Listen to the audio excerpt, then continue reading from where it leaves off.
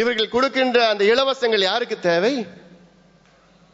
இலவச வேட்டி புடவை 67 ஆண்டுகள் ஆகியும் இன்னும் வேட்டி புடவை வாங்க முடியாத நிலைமை தமிழ்நாடு மக்கள் இருக்கின்றார்கள். இன்னும் டிவி, கிரைண்டர், மிக்சி, ஆட்டுக்குட்டி, பன்னிக்குட்டி, நாய்க்குட்டி இதெல்லாம் யாருக்கு தேவை? எங்களுக்கு ஒரு வாய்ப்பு கொடுங்கள். நாங்கள் 3 இலவசங்களை மட்டும் கொடுப்போம். ஒன்று, அனைவருக்கும் கல்வி இலவசமாக கொடுப்போம். ஒரு பைசா கட்டணம் தேவையில்லை. ஒரே ஒரு பைசாவோட நீங்க எங்கேயும் கட்ட வேண்டாம். பள்ளிக்கூடத்திலும் சரி, கல்லூரியிலும் சரி, எங்களால முடியும். இந்தியாவில் யாரும் செய்யாத நாங்க செய்வோம். கல்வி, இலவச கல்வி என்றால் அது கட்டணம் மட்டும் கிடையாது. அதுக்கு note, pencil, book, computer, laptop, bus pass, cycle இதெல்லாம் கல்வி கூட சேர்ந்தது. இதெல்லாம் இலவசம். இரண்டாவது இலவசம் சுகாதாரத்தை இலவசமாக கொடுப்போம். இன்னைக்கு சுகாதாரம் இலவசம் என்று சொன்னால் அதை கூட இருக்கின்ற செயல்பாடுகளும் இலவசம்.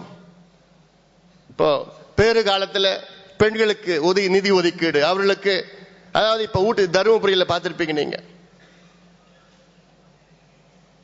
11 குழந்தைகள் இறந்திருந்தால், பச்சிளம் குழந்தைகள். அங்கே போய் நான் ஆய்வு பண்ண பொழுது அங்கே பார்த்தேன், அங்கே இருக்கிறார் மருத்துவர்கள் நல்ல சிறந்த முறையில் செய்து கொண்டிருக்கின்றார்கள். ஆனால் அதற்கு வேறு பல காரணங்கள். என்ன காரணம் என்று ஆய்வு பார்த்தால் அதுக்கு ஊட்டச்சத்து குறைவான ஒரு காரணம். அங்கிருக்கின்ற தாய்கள் அவர்களுக்கு ஹீமோகுளோபின் 14 இருக்க வேண்டும், அவர்களுக்கு 7, 8 இருக்கிறது. சத்து குறைவாக இருக்கிறது, இரும்பு சத்து குறைவாக இருக்கிறது. குழந்தைகள் எல்லாம் முன்கூட்டியாக பிறந்து விடுகிறது. இடை குறைவாக பிறந்து அங்க பார்த்தா ஒரு குழந்தை 1000 கிராம், ஒரே 1 கிலோ குழந்தைங்க இருக்குங்க, 1000 கிராம்ல இருக்கு. அதற்கு பல காரணங்கள், சமூக காரணங்கள் இருக்கிறது. நான் சொன்ன அப்போ அதுக்கு மது ஒரு முக்கிய காரணம். தமிழ்நாட்டிலே அதிக மது அருந்துகின்ற மாவட்டம் என்னுடைய தொகுதி தான், தருமபுரி மாவட்டம். அதனாலதான் எல்லா காசும் அதுக்கு போயிடுது. கர்ப்பிணி தாய்கள் 6 மாசம் 7 மாசம் வரைக்கும் வேலையில செஞ்சுட்டு இருக்காங்க. அதனால சீக்கிரமா பிறந்து போயிடுது. இதற்கெல்லாம் காரணம் யாரென்றால் நம்முடைய முன்னாள் நாடாளுமன்ற உறுப்பினர் செந்தில் அவர் சொன்னது போன்று திராவிட கட்சிகள் தான் இதற்கெல்லாம் காரணம். ஆக இது comprehensive health scheme, health package கொடுக்க வேண்டும், இலவசமாக கொடுக்க வேண்டும். இது எங்களால் முடியும். அதிலே ஒரு திட்டம், நாங்கள் ஆட்சிக்கு வந்தால் குழந்தை பிறந்தவுடன் ஓராண்டு காலம் வரை ஒரு நாளைக்கு 1 லிட்டர் பால் நாங்கள் இலவசமாக நாங்கள் கொடுப்போம்.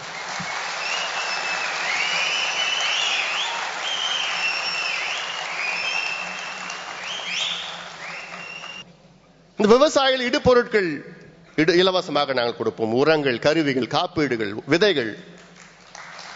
ஒரு பஞ்சாயத்து ஒரு டிராக்டர் இலவசமா வாங்கி விடுவோம். அவர்கள் விலை நிர்ணயம் நாங்கள் செய்வோம். இங்கே தமிழ்நாட்டில் இன்றைக்கு சூழல் பார்த்தால் எம்ஆர்பி, மினிமம் ரீட்டைல் பிரைஸ் ஊழலுக்காக. ஆனால் நாங்கள் விவசாயிகளுக்கு நாங்கள் நல்ல ஒரு விலை நிர்ணயம் நாங்கள் செய்வோம். விலையை விவசாயிகள் நிர்ணயம் செய்கின்ற அளவில் வசனம் மட்டும்தான் பேசிக் கொண்டிருக்கின்றார்கள். தேர்தலுக்கு முன்பு எந்த வசனம் வேணாலும் பேசுவார்கள். ஆனால் தேர்தல் முடிந்தவுடன் அவ்வளவுதான், முடிந்து விட்டது.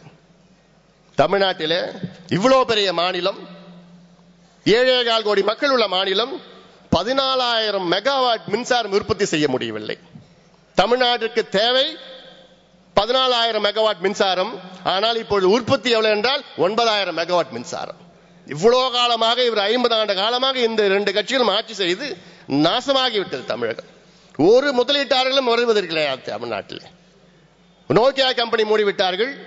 இன்னும் யாரும் பயப்படுறாங்க. டெல்லிக்கு போனா எல்லாம் அங்க இருக்கிறவங்க எல்லாம் ஐயோ தமிழ்நாடா வேணாம், நான் ஆந்திராவுக்கு போறோம், கர்நாடகாவுக்கு போறோம், நாங்க குஜராத்துக்கு போறோம். தமிழ்நாட்டில் இங்க இருந்து தொழிலதிபர்கள்லாம் எனக்கு வேண்டாம், இங்க வேண்டாம், அங்க நாங்க போயிடுறோம். ஏன்னா இங்க மின்சாரம் கிடையாது. எதை தொடங்கினாலும் காசு கேட்கறான். டொயோட்டா கம்பெனி அவன் கேட்டா 10%. அவன் டொயோட்டா கம்பெனி இங்க ஒரு தொழில் தொடங்கினா எனக்கு 10% கொடுன்னு சொன்னா அவன் உலக அளவில் மிகப்பெரிய கம்பெனி. ஏன்னா படித்த இளைஞர்கள் என்ன செய்வது என்று புரியாமல் புரிந்து சுத்தி கொண்டிருக்கின்றார்கள். ஆனா இன்னைக்கு தமிழ்நாடு பட்ஜெட்டை பாத்தீங்கன்னா எவ்வளவு, 1,20,000 கோடி.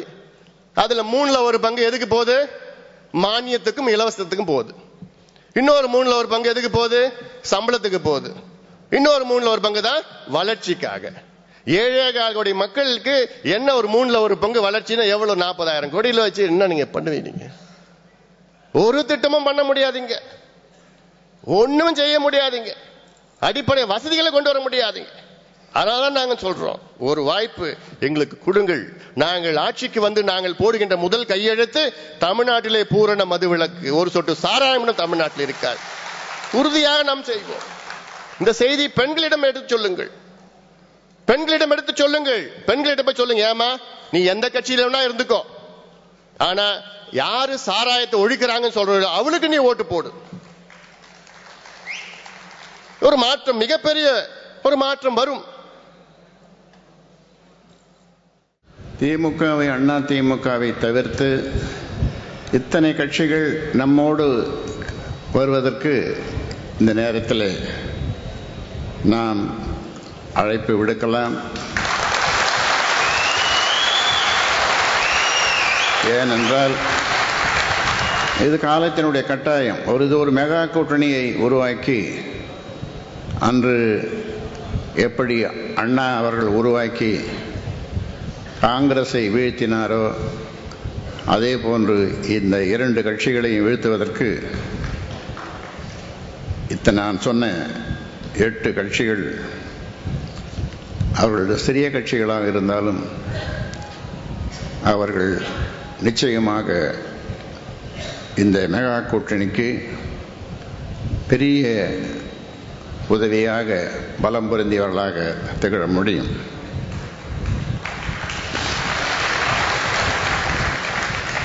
அதனாலே பாட்டாளி மக்கள் கட்சி தலைமையை ஏற்று அவர்கள் வர வேண்டும் என்று இந்த நேரத்தில் நான் அவர்களுக்கு அழைப்பு விடுக்கிறேன்.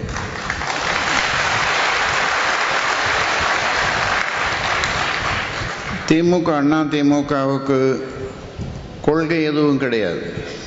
தமிழக மக்கள் கேட்க தொடங்கிவிட்டார்கள்.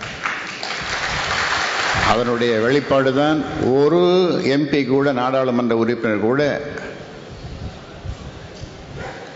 நீங்கள் வெற்றி பெற முடியவில்லை.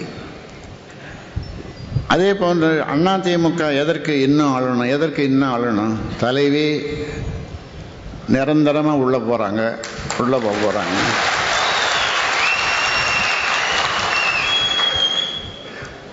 காங்கிரஸ் சொன்ன தீர்ப்பை உலகத்தில் எந்த நீதிபதி யாராக இருந்தாலும் அதை மாற்ற முடியாது. அப்படிப்பட்ட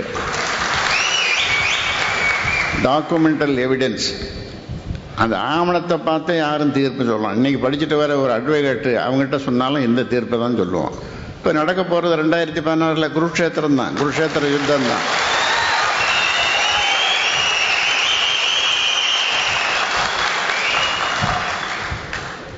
ஒரு நல்ல ஆட்சியை கொடுக்க நாங்கள் துடிக்கிறோம். எங்களை பற்றி கிசு அது இதுலாம் எழுதி விற்கிறதுக்காக எழுதாங்க. ஆனால் நல்லது போட்டால், எங்களை பற்றி நல்ல உண்மையை எழுதி நல்லது போட்டேன்னா அதை விட அதிகமாக விற்கும் என்று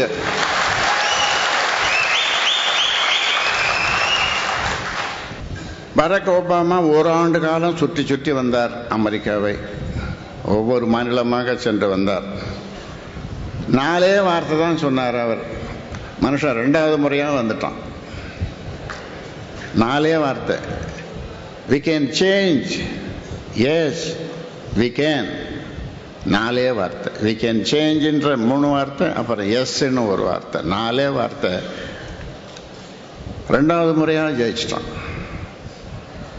நம்ம பிரதமர் மோடியும் 10 மாதங்களோ 6 மாதங்களோ அவரும் சுற்றி வந்தார். அவர் வென்று காட்டினார். அதனாலே சொல்றேன், எங்களுக்கு அந்த வாய்ப்பை தாருங்கள். நாங்கள் ஒன்றை முக்கியமாக பல செய்திகளை நாங்கள் சொன்னாலும் மக்களுக்கு ஒன்றை வைத்து நாங்கள் இந்த மாற்றத்தை கொண்டு வரப்போகிறோம், ஆட்சிக்கு வரப்போகிறோம், ஆட்சி மாற்றத்தை கொண்டு வரப்போகிறோம். அது